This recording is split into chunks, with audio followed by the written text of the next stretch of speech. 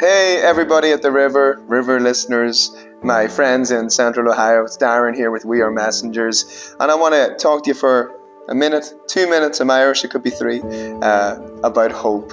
A couple of months ago, I was on the way to the airport in Nashville, and I hit a patch of ice. I was driving my old 1989 Dodge Ram pickup that I loved, and it took off on the ice, skipped down into the median and up on the other side of the freeway, and I was heading for another vehicle. And it was our first show of the year, so it couldn't have started in a worse way. And so in order for me to not hurt somebody else or kill myself, I turned my wheel, slammed the brakes, rolled my truck into the ditch, and it rolled 3 times. I remember counting it, and I ended up hanging upside down in my seatbelt, and eventually I cut myself loose. I fell to the ground, and I walked out through where the windscreen was. Excuse me.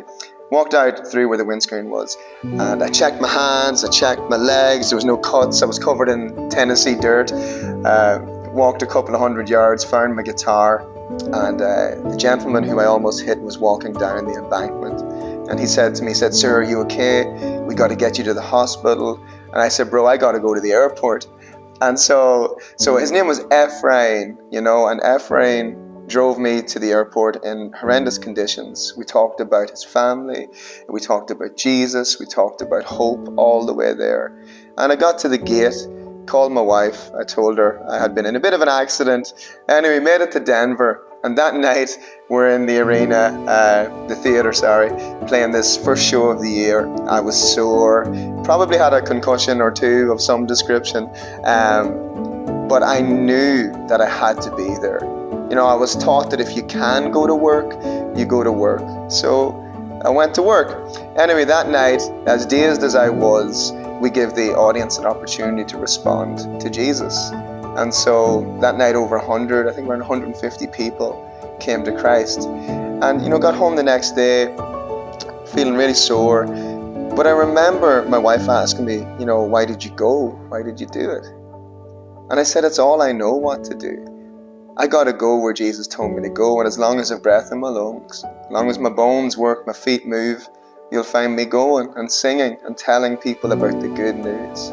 So our situations sometimes may look horrific, they may look tragic. I lost that truck, I almost lost my life.